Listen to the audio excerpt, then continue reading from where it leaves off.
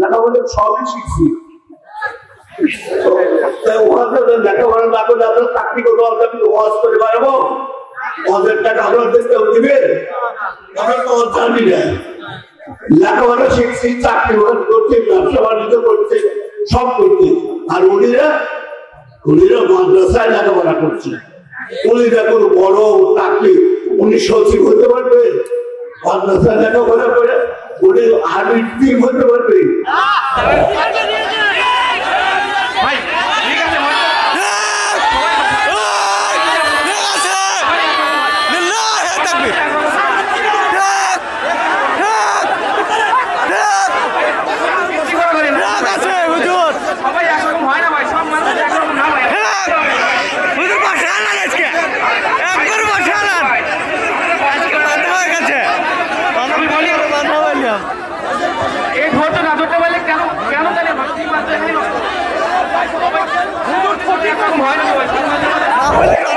আমরা একদল স্বৈরাচারীরে তাড়াইছি, আর এক দল যদি ওই স্বৈরাচারের ভূমিকা পালন করে তাহলে ওই স্বৈরাচারের তাড়াই লাভ কি?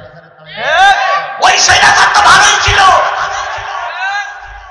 আমাদের আগে মাহফিলে কথা বলতে দিত না স্বৈরাচারেরা। আপনারা যদি একই ভূমিকা পালন করেন তাহলে ওদের তাড়িয়ে লাভ কি? ওরাই তো ভালো ছিল। আপনাদের যত সম্মান দিচ্ছি তত আপনারা ঘাড়ের মনে ধরে দিন দিন করে নাচতেছেন। যত আপনাদের স্যালুট দিচ্ছি তত ঘাড়ের মনে দিন করে নাচতেছেন। আমরা কিন্তু ভারত থেকে পাসপোর্ট করে আসিনি, আমরা মায়ানমার থেকে পালে আসিনি, আমরা আসমান থেকে নাজিল হইনি, জমিন থেকে ফুটে আসিনি। আপনার উল্লাহ করার কথা বলার অধিকার আছে, আমারও কথা বলার অধিকার আছে। আর আপনি বাংলাদেশের নাগরিক, আমিও বাংলাদেশের। দীর্ঘক্ষণ বসে থাকলাম আপনার জন্য, এরপরে মাইক বন্ধ করে আপনারা সবাই দিলাম, আর আপনি সময়টা এইভাবে কাজে লাগালেন। আপনার বিপিকে একটু বাঁচল না? 40 মিনিট আপনার জন্য বসে থাকলাম, আর আপনি আমাকে মাইক দিয়ে 5টা মিনিট বসে থাকতে পারলেন না। বিবেক বাজারে কিনতে পাওয়া যায় না। যদি কিনতে পাওয়া যেত তাহলে 2 টাকা বিবেক কিনে অন্তত এই সমস্ত লোকদের খাওয়ানো দরকার ছিল। মাদ্রাসার ছাত্ররা সচিবের দায়িত্ব পালন করছে, মাদ্রাসার দায়িত্ব সেনাবাহিনী, মাদ্রাসার ছাত্ররা সেনাবাহিনীর দায়িত্ব পালন করছে, মাদ্রাসার দায়িত্বরা ডিসি, মাদ্রাসার ছাত্ররা এসপি, মাদ্রাসার ছাত্ররা বিচারক। কে বলেছে মাদ্রাসার ছাত্ররা সব থেকে দায়িত্ব পালন করতে পারে না? বিশ্ববিদ্যালয় যতগুলো ছাত্র, বর্ষাকা সব ছাত্ররা মাদ্রাসার ছাত্ররা দায়িত্ব পালন করতে পারে না বললি আপনি হইল। আমরা মৌলবী হয়েছি শুধু এই ভাইরাত নেওয়ার জন্য। হুজুরের টাকা নিয়ে চলে যায় তাহলে হুজুরদের এক জায়গার জন্য। হুজুরদের টাকা নিয়ে যদি আপনাদের ভালো লাগে আপনি সহজ করবেন, এই ফাইনা লোক আপনার অশ্বরে। আর হুজুরের টাকা নেবেন তাহলে পৌঁছে নিবি লোকের কাছে বন্ধ থেকে আসবে, তাই না?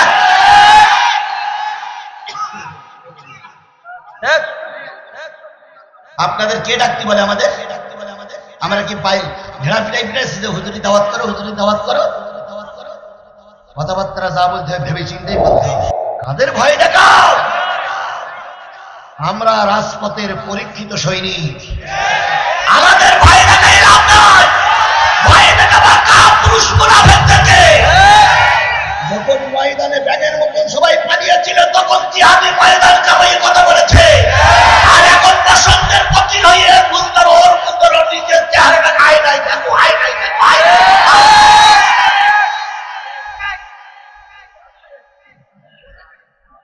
নিজের চেহারা আয় নাই দেখো।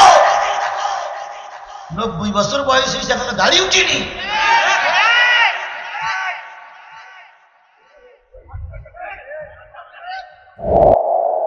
অনেকদিন ঠান্ডা হয়েছিলাম কিন্তু আসলে আমার মাথাটাই গরম করতেছে না। আমরা মুসলমান, আমরা কোরআনের অনুসারী। কে কি বললো যে আমার কিছু যায় আসে না। আমরা কোরআন নিয়ে বাঁচতে চাই, আমরা কোরআন নিয়ে মরতে চাই, কোরআনের জন্য জীবন দিতে রাজি, কোরআনের জন্য রাস্তাতে শহীদ হতে রাজি। বাতিল মুনাফিকের কথায় আমরা ভেঙে যেতে রাজি।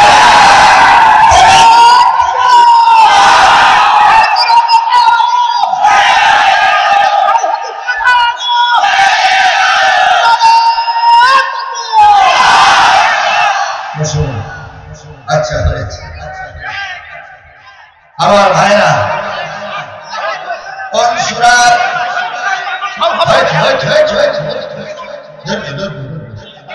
কোন সূরা তেলাওয়াত করেছি? সূরা কমার কয়টা আয়াত? এই 3টা আয়াতের পরেই ভিত্তি করে কথা হবে ইনশাআল্লাহ।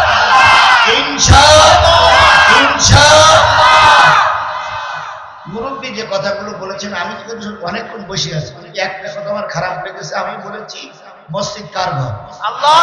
মাদ্রাসা কার ঘর? আর আমাদের ঘর কোনটা? সেই হিসাব করে আপনারা বসবেন, এখানে আলোচনা হবে। আমি যদি একবার বলি যে মসজিদ মাদ্রাসায় দান করতে হবে কি মাদ্রাসায় দান করতে হবে, দান না করলে কি হবে, উনি কথাটা গাছ দিকে নিয়ে গেল। যা বয়স হয়ে গেলে অনেক কিছু হয়। আল্লাহ আল্লাহ আল্লাহ ওনাকে হেফাজত করুন। উনি আমাদের মুরব্বী, মুরব্বীকে আল্লাহ মাফ করুক, আমাকেও মাফ করুক। আমার ভাইরা কোন সূরা? সূরাতুল কমার। তেলাওয়াতকৃত আয়াত হলো 3টা। 27 নম্বর পারার 54 নম্বর সূরা। কত নম্বর পারা?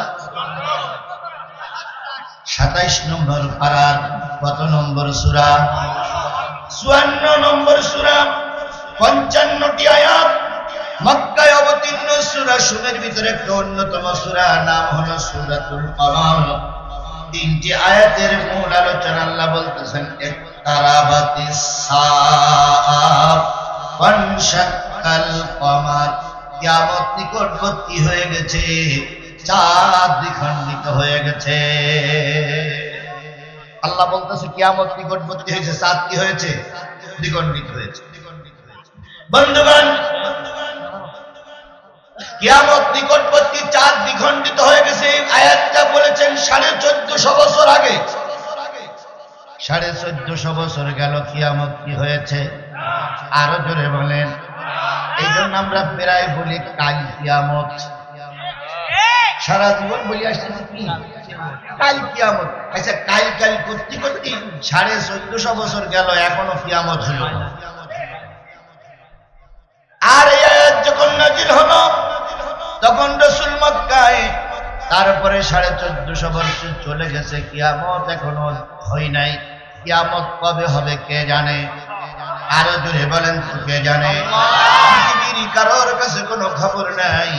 কিয়ামত কবে হবে, কি হবে, কখন হবে, কারোর কাছে খবর নাই। সব খবর কার কাছে? আল্লাহ। এই আয়াত 3টি যখন নাযিল হলো, আল্লাহ নবী সাল্লাল্লাহু আলাইহি সাল্লাম মক্কার মানুষের কাছে তখন হেদায়েতের বাণী কোরআন শোনাচ্ছেন। ইতিমধ্যে হযরত ওমর মুসলমান হয়ে গেছে, সুবহানাল্লাহ। ইতিমধ্যে আমির হামজা মুসলমান হয়ে গেছে। দলে দলে কালেমা পড়ার পরিকল্পনা যখন চলতেছিল, তখন আবু জেহেল, উতবা, ওয়ালিদ ইবনে মুগিরা, আবু লাহাব তারা পরিকল্পনা করলো, এখনই যদি নবীকে মেরে ফেলা না হয় তাহলে এক সময় এই কোরআন গোটা বিশ্বময় ছড়িয়ে পড়বে।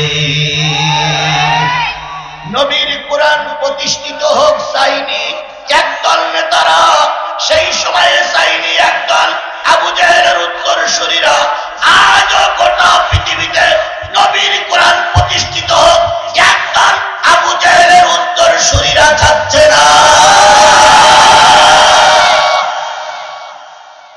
ছলে বলে করে কৌশলে বিভিন্ন ফন্দিতে তারা আল্লাহর কোরআনকে দাবাইয়ে রাখতে চায়, কিন্তু তারা জানে না যদি চেষ্টা করো আল্লাহ তার কোরআনকে কাঙ্ক্ষিত জায়গায় পৌঁছায়া দেবে।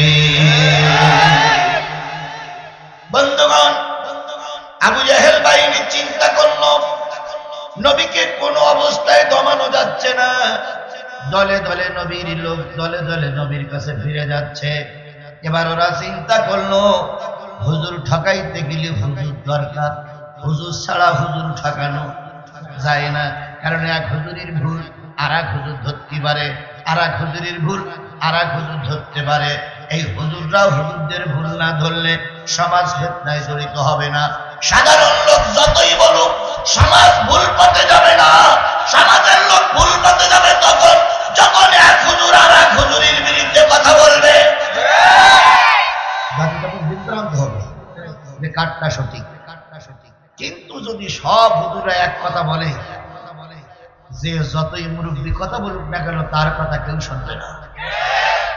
আবু জাহেল উতবা সাহেব ওয়ালিদ ইবনে মুগিরা চিন্তা করলো এই সমাজ আমাদের কথা কেউ মেনে নেয় না, কারণ আমরা তো ধর্ম কর্ম পালন করি না, ধর্মের শুধু ওয়াজ করি, ধর্ম পালন করি না। মক্কা শরীফ জিয়ারত করলাম, মদিনা শরীফ জিয়ারত করলাম, অনেক ধর্মের কাজ করলাম, লক্ষ লক্ষ টাকা বিতরণ করলাম। আমার 90 বছর বয়স, দাড়ি রাখাটা যে সুন্নাত, এটা কেন আমি দেখলাম না?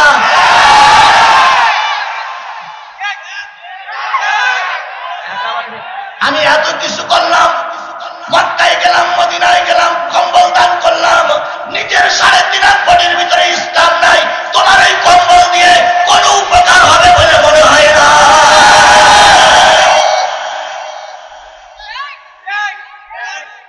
মাদ্রাসার ছাত্ররা সচিবের দায়িত্ব পালন করছে, মাদ্রাসার দায়িত্ব সেনাবাহিনীর, মাদ্রাসার ছাত্ররা সেনাবাহিনীর দায়িত্ব পালন করছে, মাদ্রাসার দায়িত্বরা ডিসি, মাদ্রাসার ছাত্ররা এসপি, মাদ্রাসার ছাত্ররা বিচারক। কে বলেছে মাদ্রাসার ছাত্ররা সব থেকে দায়িত্ব পালন করতে পারে না? বিশ্ববিদ্যালয় যতগুলো ছাত্র, বর্ষাকা সব ছাত্ররা মাদ্রাসার ছাত্ররা দায়িত্ব পালন করতে পারে না বললি আপনি হইল। আমরাও মৌলবী হয়েছি শুধু এই ভাইরাত নেওয়ার জন্য। হুজুরের টাকা নিয়ে চলে যায়, তাহলে হুজুরদের এক জায়গার জন্য। হুজুরদের টাকা নিয়ে যদি আপনাদের ভালো লাগে, আপনি সহজ করবে, এই পাইনা লোক আপনার অশ্বরে। আর হুজুরের টাকা নেবেন, তাহলে পৌঁছে নিবি লোকের কাছে বন্ধ থেকে আসবে, তাই না?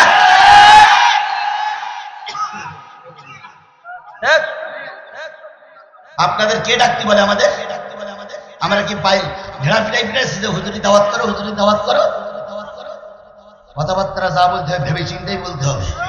আমার ভাইয়েরা, আবু জাহেল বাহিনী চিন্তা করলো নবী মুহাম্মদ রাসূলুল্লাহ সাল্লাল্লাহু আলাইহি সাল্লামের দলে বহুত লোক হয়ে যাচ্ছে, এই সময় নবীকে বন্ধ করার জন্য একদল হুজুরের দরকার।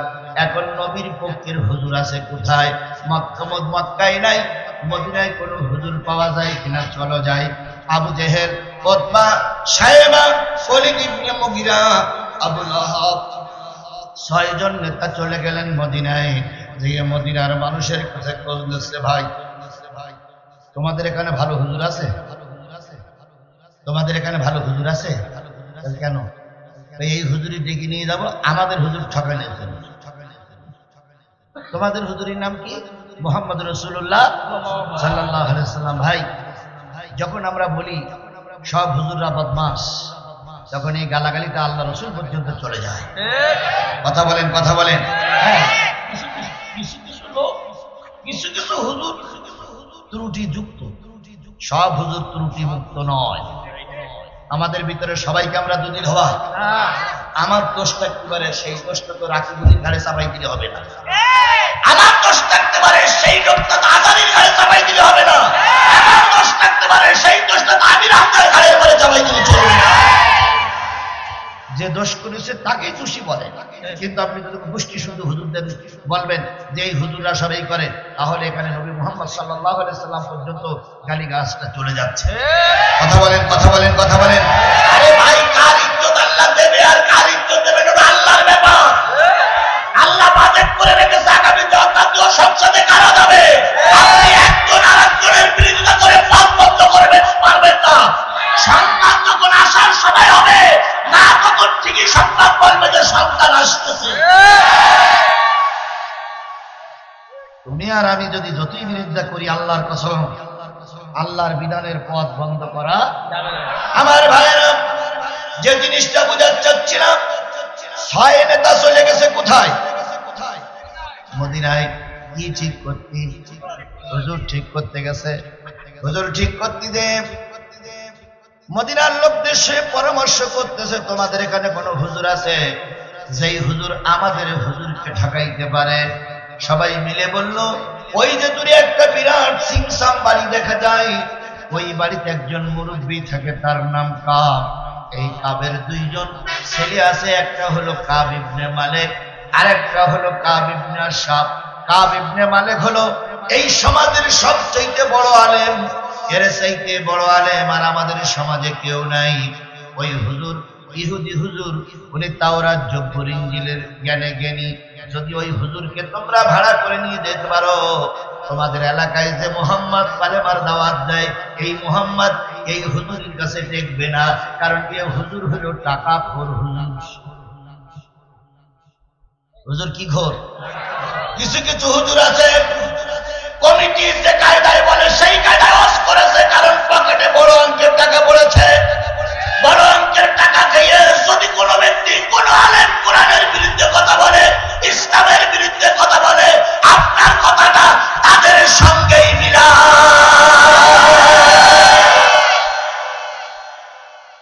চুক্তি করে বক্তা আনলে আপনার খারাপ লাগে, মসজিদে ইমামরা যদি চুক্তি না করেন ইমাম থাকবে?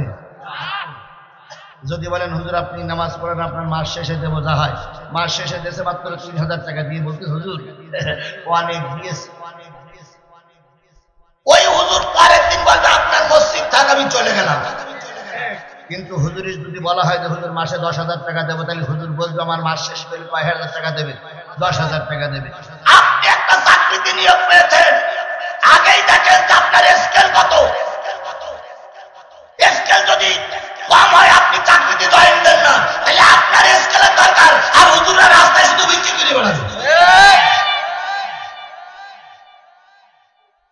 আমার ভাইরা হুজুরির কাছে গেছে, মুরব্বীর কাছে নেই, বলতেছে মুরব্বী আপনার 2টা ছেলে আছে, একটা হলো কবি আর একটা হলো বড় হুজুর। যদি আপনার হুজুরকে আমাদের সঙ্গে দিতেন, আমরা নবী মুহাম্মাদের সঙ্গে একটু মোকাবেলা করতাম। এবার মুরব্বী বললেন একটু দেরি করো, দেখে আমার ছেলে যেটা মাওলানা ওই জন্য ডাক। মাওলানা ডেকে বলতেছে দেখ তো মুরব্বীরা কি বল। তো মুরব্বীরা বলতেছে বাবা আমাদের সমাজে একজন নবীর আবির্ভাব হয়েছে, তিনি বলে শেষ নবী, তিনি যে কথাই বলে সেই কথাই মানুষ তার দিকে ঝুঁকে পড়ে। তা আমরা অনেক শত্রুতা করেছি, আমরা অনেক তার নিয়ে বসবাস করেছি, কোনো ফল হয়নি। তিনি যেখানে যায় তার দলে হাজার হাজার লোক যাচ্ছে। এখন তুমি কি এই মুহাম্মদ সাল্লাল্লাহু আলাইহি সাল্লামের মোকাবেলা করে ওর থেকে আমাদের এই জাতিটা বিপদ থেকে মুক্ত করতে পারবা? কাব ইবনে মালিক বললেন হ্যাঁ পারি, কিন্তু আমার এই ঠকানোর বিনিময়ে আমাকে 7 বস্তা টাকা দেওয়া লাগবে। আপনি তুলনা করবেন, এর সঙ্গে তুলনা করেন, কারণ একজন হুজুর আসতেছে মুহাম্মদকে ঠকানোর জন্য কয় বস্তা টাকার বিনিময়ে। যেই হুজুররা বড় টাকার বিনিময়ে কোরআনওয়ালাদের ফাঁসির জন্য দাবি করেছিল, যেই হুজুররা টাকা খেয়ে ইসলামের বিরুদ্ধে ফতোয়া দিয়েছিল, যেই হুজুররা টাকা খেয়ে ধর্মের বিরুদ্ধে কথা বলেছিল, অবশ্যই আপনার প্রতিবাদটা তাদের বিরুদ্ধে হওয়া উচিত ছিল।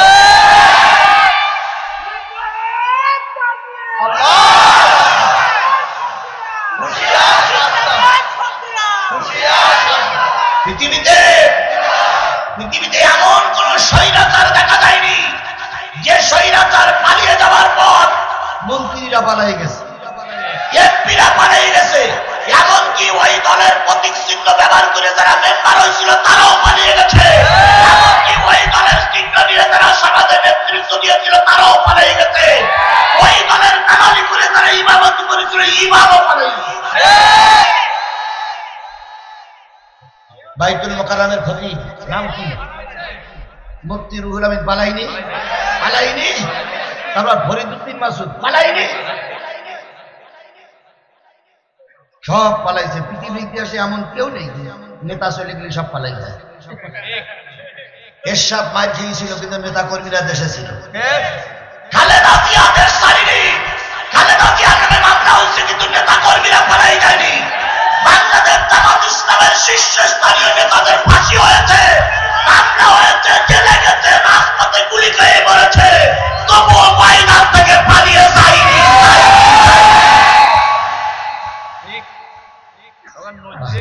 কাদের ভয় দেখাও? আমরা রাজপথের পরীক্ষিত সৈনিক, আমাদের ভয় দেখাই লাভ নয়, ভয় দেখাবার কাপুরুষ মুনাফিকদেরকে। যখন ময়দান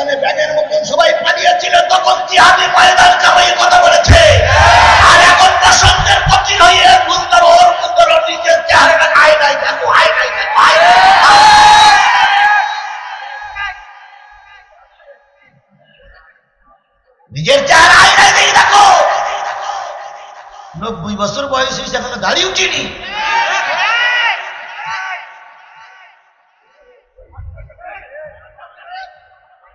আমার ভাইয়েরা,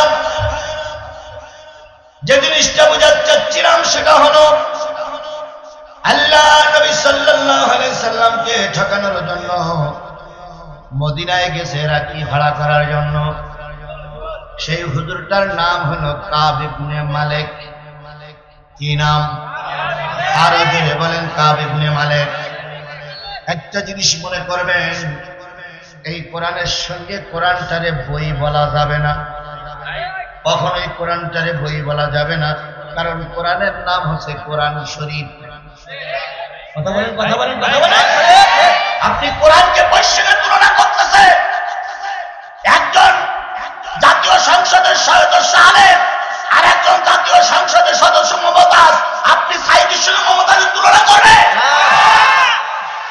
আপনার কাছে বই হতে পারে, আমার কাছে সবচেয়ে জীবনের সবচেয়ে পবিত্র কিতাব হচ্ছে আল্লাহর কোরআন। আপনার ওই বইটা আপনি পায়খানা করতে বসে আপনার কাছে রাখতে পারেন, কিন্তু কোরআন পায়খানা করতে বসে রাখা যায়? আল্লাহ নিজেই বলেছে পবিত্র অবস্থা, পবিত্র না থাকলে কোরআন ছোঁয়া যাবে না।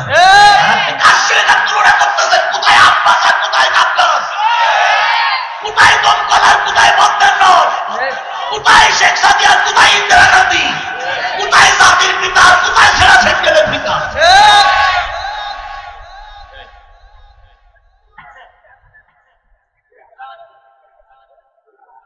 অনেকদিন ঠান্ডা হয়েছিলাম, কিন্তু আসলে আমার মাথাটাই গরম করতেছে না।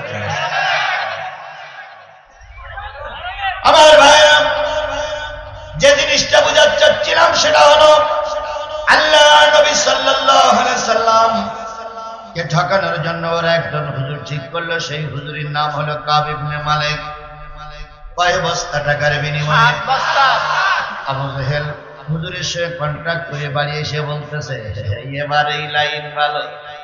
কেন? হুজুর মারার জন্য হুজুর ঠিক করেছে। কয় বস্তা টাকার বিনিময়ে এই হুজুর এসে হুজুরি ঠকাই দেবে। ওই হুজুর আবার বলেছে, আমি 3টি প্রশ্ন করবো। একটা হলো শরিয়াতের প্রশ্ন, একটা হলো মারফতের প্রশ্ন, আরটা হলো আর আধ্যাত্মিক প্রশ্ন। শরিয়াতের প্রশ্নে তোমার মোহাম্মদ যদি দিতে যায়, আধ্যাত্মিক প্রশ্নে ধরবো। আধ্যাত্মিক প্রশ্নে যদি দিতে যায়, মারফতি প্রশ্নে ধরবো। একটা না একটা প্রশ্নেই ধরিয়ে ফেলবো। তোমরা লোকজন ঠিক করে রাখো, শুধু একবার বলো হয়নি, আর তোমরা পিটান শুরু করবা। কারণ মোহাম্মদ এই সমাজের ফিতনা সৃষ্টি করতেছে মনে হয়। সুতরাং এরে মেরে দিতে পারলে ইহুদিরা চিরকাল দিতে থাকবে। কাফের চেনা যায়, মুসলমান চেনা যায়, কিন্তু মুনাফিক চেনা যায় না। আজকের সমাজে মুনাফিকরা সবচেয়ে চরম ক্ষতি করতেছে।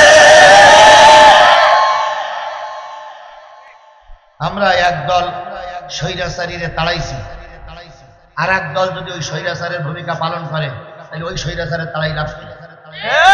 ওই স্বৈরাচার তো ভালোই ছিল, আমাদের আগে মাহফিলে কথা বলতে দিত না স্বৈরাচারেরা।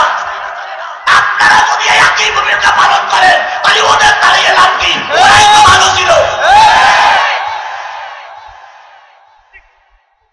আপনাদের যত সম্মান দিচ্ছি তত আপনারা ঘাড়ের পরে ধরে দিন দিন দিন দিন দিন দিন দিন দিন করে নাচতেছেন। যত আপনাদের স্যালুট দিচ্ছি তত ঘাড়ের পরে দিন দিন করে নাচতেছেন। আমরা কিন্তু ভারত থেকে পাসপোর্ট করে আসিনি, আমরা মায়ানমার থেকে পালে আসিনি, আমরা আসমান থেকে নাজিল হইনি, জমিন থেকে ফুটে আসিনি।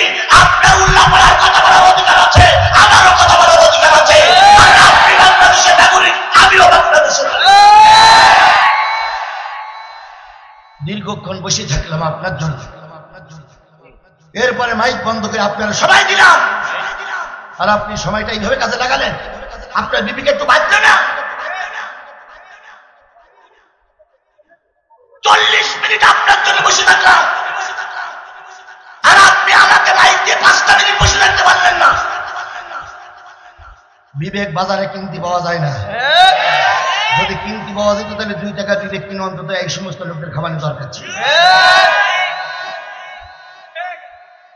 আমার ভাইয়েরা, আল্লাহ নবী সাল্লাল্লাহু আলাইহি সাল্লাম নবীকে ঠকানোর জন্য বড় হুজুর আসতেছে। কয় বস্তায় কন্টাক্ট হয়ে হাত বস্তার হুজুর আসবে। এবার আবু জেহেল বাহিনী বাড়ি এসে বলল, সামনের পূর্ণিমা 14ই রবিউল আউয়াল মক্কার আবু কুবাস পাহাড়ের পাদদেশে বিরাট একটা মঞ্চ বানাও। ওই মঞ্চে আসবে কাব ইবনে মালিক ঠকাইতে আসবে আমার নবীকে। বিরাট মঞ্চ তৈরি করা হলো। নির্ধারিত সময় চলে আসলো। বিরাট মঞ্চ তৈরি হয়েছে। মঞ্চে দুইখানা চেয়ার ফিট করা হলো। একখানা হলো সোনার চেয়ার আর একখানা হলো রূপোর চেয়ার। সোনার চেয়ারে বসবে প্রধান বক্তা আর রূপোর চেয়ারে বসবে প্রধান অতিথি। দুইজনের জন্য দুইটা চেয়ার, কারণ মাহফিলের সবচেয়ে স্বনামধন্য ব্যক্তি থাকে প্রধান বক্তা আর থাকে প্রধান অতিথি। কথা বলেন ঠিক না বেঠিক? ওই মাহফিলের প্রধান অতিথি হলো আবু জেহেল আর প্রধান বক্তা হলো কাব ইবনে মালিক। দুইটা চেয়ার, মঞ্চে বিরাট জায়গা। জনগণকে দাওয়াত করা হয়েছে। 50,000 লেখেল বাহিনী ঠিক করা হয়েছে। 50,000 লেখেল বাহিনী আসবে, শুধু নবীকে একবার দেখবে, তারা পিটাইয়ে মারবে। তারা হলো 50,000 আর আমার নবীর দলে আল্লাহ ছাড়া আর কেউ না। তারা দাওয়াতি কাজ করে, লোকদের আসতে বলে, কিন্তু নবীর সঙ্গে এত দেখা হয়তো কিছুই বলে না, কারণ নবীকে তারা গোনে না। তারা শুধু চায় নবী দুনিয়াতে কি হয়ে যাক, বিলীন হয়ে যাক, বিদায় হয়ে যাক। আমার ভাইরা, 50,000 যুবককে দাওয়াত করা হলো। 50,000 যুবকের হাতে 50,000 লাঠি দেওয়া হলো। ওরা বারবার স্লোগান দেয়, হই হই রই রই মোহাম্মদ গেল কই, হই হই রই রই মোহাম্মদের দলের লোক গেল কই। এ স্লোগান এখান থেকে 6 মাস আগে আমরা একই স্লোগান শুনেছি, হই হই রই রই জামাত শিবির গেল কই, হই হই রই রই জামাত শিবির গেল কই। দুটো একটা শিবির ঘর ধইরা ধইরা, দুটো একটা শিবির ঘর ধইরা ধইরা জবাই কর। আমরা সেদিন নীরবে কেঁদেছি আর মালিকের কাছে বলেছি, মালিক তুমি ছাড়া এ জবাব দেওয়ার মতন আর কেউ না। যারা বলেছিল একটা দুটো জামাত ধর ধইরা ধইরা জবাই কর, এখন বিশ্বের মানুষ তাকায় দেখো, তারা সব পালিয়ে গেছে। জামাত শিবির আর বিএনপির লোকেরা গোটা দেশে ঘুরে বেড়াচ্ছে। আজকে জামাতের পরিচয়, বিএনপির পরিচয় এসে যারা অতিথি হয়, এখান থেকে 6 মাস আগে তারা অতিথি হওয়া তো দূরের কথা, মাহফিল আসতেই পারত না। কথা বলে, কোন বিএনপির লিডার বা জামাতের লিডার যদি মাহফিল শুনতেও আসতো, মঞ্চে লিডার কথা বলতে গিয়ে দেখেছে যে বিএনপির লিডার একজন খুনির গায়ে হেলান দিয়ে বসে আছে, মঞ্চের থেকে নেমে ওসির কাছে ফোন দেয়, ঘোড়ার ঘাস কাটে। বিএনপির সেই লিডার ওই খুনির গায়ে হেলান দিয়ে বসে আছে, ভক্তি মারেন না। তাই বলেছে না? তাই বলেছে না? জামাতের কোন নেতা অতিথি হওয়া তো দূরের কথা, মাহফিল পর্যন্ত আসতে পারেনি। আপনারা কি ভুলে গেছেন এই মাহফিলে আসতে গিয়ে কত কৌশল আমার অবলম্বন করা লেগেছে? কখনো টুপি খুলতে হয়েছে, কখনো মাফলার দিয়ে মুখ বাঁধতে হয়েছে, কখনো পোশাক পাল্টে আর একটা পোশাক করতে হয়েছে, কখনো লাইট অফ করে রাতের অন্ধকারে চলে যাওয়া লেগেছে। কথা বলেন ঠিক না বেঠিক? সেই দিনগুলো তো আমরা ভুলে যাইনি, তখন মাইকে রক্ত দিয়েছি। আর এখন এই বসন্তের সময় যদি এরকম কি হয়, মনে বড় কষ্ট লাগে রে ভাই। আমার একটা মাহফিলের কথা মনে পড়ে, আমি একটা মাহফিল চলতে হয় সিরাজগঞ্জে নয় বগুড়া জেলা দুটি থেকে, এটা মনে নেই। হঠাৎ করে শিবিরের পোলাবান, তোমরা যারা আছো ভালো করে খেয়াল করো, শিবিরের পোলাবান আমার কাছে এসে বলতো, হুজুর আজকে লাইন খারাপ। কেন? থানা সহ অন্যান্য থানার বহু পুলিশ আপনাকে ধরার জন্য চারিদিকে ঘিরে রেখেছে। আমি ডাইনে বামে পিছনে তাকাই দেখি শুধু হেলমেট আর হেলমেট। পুলিশ লীগ, আওয়ামী লীগ, ছাত্রলীগ, যুবলীগ, পাইকানা লীগ, পেশরাব লীগ, যত লীগ ছিল সব লীগ আছে। কারোর হাতে রামদা, কারোর হাতে চাইনিজ কুনুন। আমি চিন্তা করলাম 12টা বাজে আর 15 মিনিট বাকি আছে, এই আমার জীবনের শেষ হজ। আমি জানি আজকে ওরা ধরে কচু কাটা করবে, আজকে জীবনে আমার শেষ। আমি 15 মিনিট জীবনের ঝুঁকি নিয়ে যা বাকি ছিল সেগুলো বললাম। বলার পরে 3 মিনিট বাকি, হঠাৎ করে 3 মিনিট কি 5 মিনিট বাকি শিবিরের ছেলে সিরকুট দিচ্ছে, হুজুর ওরা যেমন সমস্ত জেলার মানুষ এনে এক জায়গায় করেছে, আমরা ওইরকম সমস্ত জেলার ছাত্র শিবির ছাত্ররা সব এক জায়গা হয়ে আপনাকে বের করে নেওয়ার জন্য পরিকল্পনা করতেছি। আপনি শুধু মোনাজাতটা ধরে অর্ধেক আপনি করবেন আর অর্ধেক দ্বিতীয় বক্তারে দেবেন। দ্বিতীয় বক্তা মানুষে গেছে। আমার জীবনের কথা বলছি, আমার জীবনের কথা। আপনি কারে গান শুনান? আপনার জীবনের একটা ঝুঁকিপূর্ণ দেখান আপনি। এরপরে শোনেন, এরপরে আমি দেখি দ্বিতীয় বক্তা পাশে বসা, আমি রব্বানা যালামনা আনফুসানা ওয়া ইল্লাম তাগফির লানা ওয়া তারহামনা লানাকুনান্না মিনাল খাসিরিন রব্বিরহামহুমা কামা, এই পর্যন্ত বলে দ্বিতীয় বক্তার কাছে গেছি। দ্বিতীয় বক্তা ওখান থেকে শুরু করেছে। তার আগে আমি একটু বলে নিলাম যে ভাই, চোখ বন্ধ করে মোনাজাত করলে আল্লাহর দরবারে বেশি কবুল হয়। কারণ চোখ খুলে মোনাজাত করলে মন কানে দিক যায়, মোনাজাত কবুল নাও হতে পারে। এই জন্য চোখটা বন্ধ করে মোনাজাত করবেন। বলার সাথে সাথে দেখলাম ওরা যে যেখানে ছিল সব চোখ বন্ধ করে। আর আমি সেই ফাঁকে আমার কৌশল অবলম্বন করে দ্বিতীয় বক্তার কাছে মাইক দিয়ে দ্বিতীয় বক্তা 15 মিনিট ধরে মোনাজাত করেছে। আর আমাকে যে কায়দায় হোক আমার সন্তানেরা, কলিজার মানিক সন্তানেরা, ওরা আমাকে বের করে নিয়ে একেবারে গাড়িতে তুলে দিয়ে আমি যখন 7-8 কিলোমিটার দূরে চলে গেছি, হুজুর তখন মোনাজাত শেষ করেছে। মোনাজাত শেষ করার পরেই ওসি সাহেব হুজুরের 2 হাত ধরে বলতেছে, আয় হুজুর, এতক্ষণ কি আওয়াজ করলেন আপনি? হুজুর বলতে, কারে কি বলতেছেন আপনি? তা বলতেছে, আপনি এতক্ষণ সরকারের এই বলেছেন সেই বলেছেন। দ্বিতীয় বক্তা বলতেছে, আপনি চেনেন আমি কারে কি বলেছি? কে বলেছে? আপনি আজিজুল ইসলাম জিহাদি না? এই লোকজন যখন বলুন আমি জিহাদি হুজুর, আমি তো দ্বিতীয় বক্তা। জিহাদি জিহাদি তো মোনাজাত করতে করতে চলে গেছে, শেষে কোথায় গেছে আল্লাহ ভালো জানে। আপনি কারে কি বলেন? ওসি সাহেব, দারোগা সাহেব সবাই মিলে এবার চিন্তা করতে, হুজুর গেল। এবার ফোন ধরে বলতেছে, স্যার, এসপি সাহেবের ফোন ধরে বলতে, স্যার যদি গোটা দেশের পুলিশ এক জায়গায় করেন স্যার, এ লোকের ধরা সম্ভব না। এ লোক হলো জেন হুজুর। এসপি সাহেব বলতেছে, কেন? কয় স্যার এই ঘটনা, আমরা সব চারিপাশে বসে আছি, পিস্তল রেডি। সেই লোক মোনাজাত করতে করতে যে কোন ভাগে চলে গেল কেউ জানিল না। ও আমার উল্লাহ পাড়ার মুসলমানেরা, বলুন তো সেই দিনটা আমার জীবনের কত কষ্টের দিন ছিল। আমি জানতাম ওরা আমাকে ধরে ক্রস ফায়ারে দেবে, আমরা জানতাম ওরা আমাকে ধরে আজকে মেরেই ফেলবে, আমার সন্তানের কাছে ফিরে যেতে পারবো না। সেদিনের জীবনের ঝুঁকি নিয়ে ময়দানে কথা বলেছি, আর আজকে তোমরা আমাদের ক্রিটিসাইজ করে কথা বলো। আল্লাহর দরবারে জবাবদিহিতা করা লাগবে। আজও কালো তোমরাও আল্লাহর দরবারে জবাব দাও। আল্লাহর দরবারে ময়দানে যখন কেউ কথা বলেনি, যখন বাংলাদেশের নাম করা কিছু কিছু কথা বলেছিল, তার ভিতরে গুনাহগারের নামটা হয়তো খুঁজলি পাওয়া যেতে পারে। সুতরাং আমি আপনাদের কাছে অনুরোধ করি, সবাই আমার ভাই। আন্দোলনে বিএনপি এবং জামাত সক্রিয় ভূমিকা পালন করেছে। বিএনপির অনেক নেতা কর্মীরা জীবন দেওয়া লেগেছে। বিএনপির অনেক নেতা কর্মী গুম হয়ে আছে, এখনো পর্যন্ত লাশ ফেরত পাইনি। জামাতের অনেক নেতা কর্মী মারা গেছে। আমরা আপনাদের প্রতিপক্ষ নয়, আমরা আপনাদের বন্ধু। বন্ধুত্ব সুলভ আচরণ করে আগামী নির্বাচনে যেভাবে গণতন্ত্র রক্ষা করার জন্য কাজ করতে হবে। একজন আর একজনকে শত্রু ভাবা যাবে না। একজন আর একজনকে শত্রু ভাবলে ওই জালেমেরা আবার আসবে, ওই ফাসেকেরা আবার আসবে। কথা বলেন ঠিক নেবে? ঠিক।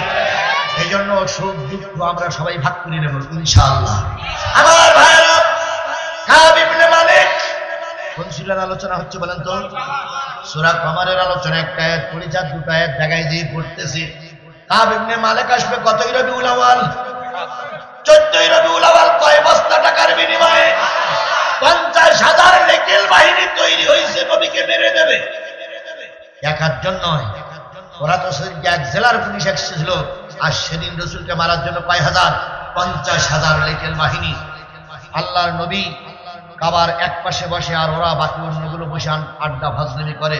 হঠাৎ করে হযরত ওমর এসে বলতেছে, ইয়া রাসূলুল্লাহ, দেখলাম কাবার চত্বরে আবু কুবাস পাহাড়ের পাদদেশে বিরাট মঞ্চ, 2টা চেয়ার, ওদের নাকি কোন বক্তা আসবে আপনারা ঠকানোর জন্য, আপনি কতটুকু জানেন? নবী বললেন, টেনশন করো না, ওদের সঙ্গে আছে গোটা বিশ্ব, আর তোমার নবীর সঙ্গে আছে গোটা বিশ্ব।